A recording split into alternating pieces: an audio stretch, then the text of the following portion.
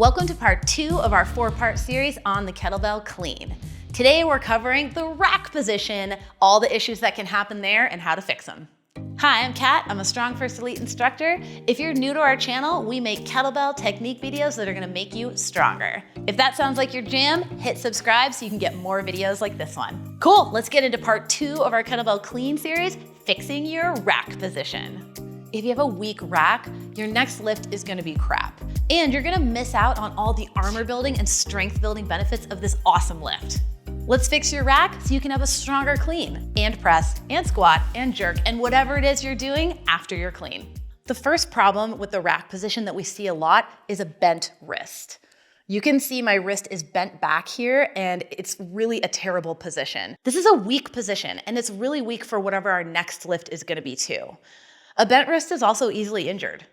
To fix this, all we have to do is straighten our wrist. You can see here now the back of my wrist is totally straight. There's no bend back at all. So I've straightened my wrist. The best way to practice this is rack holds and rack carries.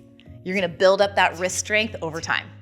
The rest of the problems that we're covering today are all variations of the same thing, which is the arms not being connected to the body. In the rack position, we want our arms to be strongly connected to our body, shoulders anti-shrugged, squeezing my elbows into my ribs and abs braced. This is gonna give us the strongest, most solid foundation for any lift. Let's get into these common problems with our rack and arms being disconnected from the body.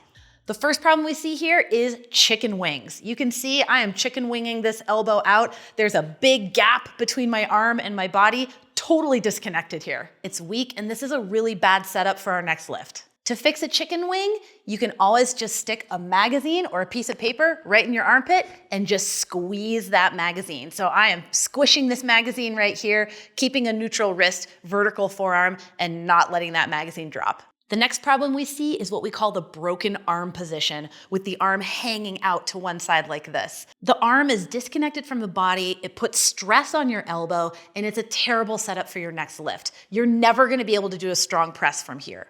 To fix it, just bring it in. You wanna aim for a vertical forearm or mostly vertical forearm. A little bit of an angle in is okay, but not too much. Squeeze your elbow into your ribs, squeeze your armpit down your side, brace your abs.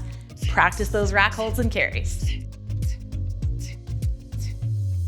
The next problem we see a lot with the rack position is palms facing out. You can see that I've turned my palm so it's facing you. Here, again, the arm's not connected to the body. I'm leaking tension and it's another bad setup for my next lift. To fix it, you're just gonna bring it in like this and show me your pinkies. So if I'm looking at you and you're holding your bell in the rack, I should see this side of your pinky, not your palm. Again, you're gonna practice rack holds and carries.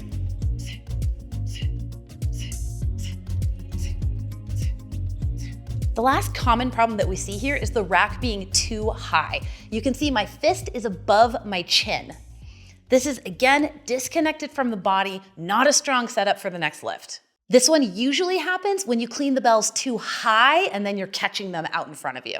To fix this one, bring your fist down below your chin, anti-shrug those shoulders, brace your abs, and squeeze that elbow into your ribs. Practice those rack holds and carries. That wraps up part 2 of our kettlebell clean series. I hope these tips were helpful in fixing your kettlebell rack position and making it a lot stronger, more connected, so you can blast off with some awesome presses, squats, or whatever it is you're gonna do. If this was helpful, please hit that like and subscribe button, and we'll see you in part 3 on the Kettlebell Clean series, Power Production.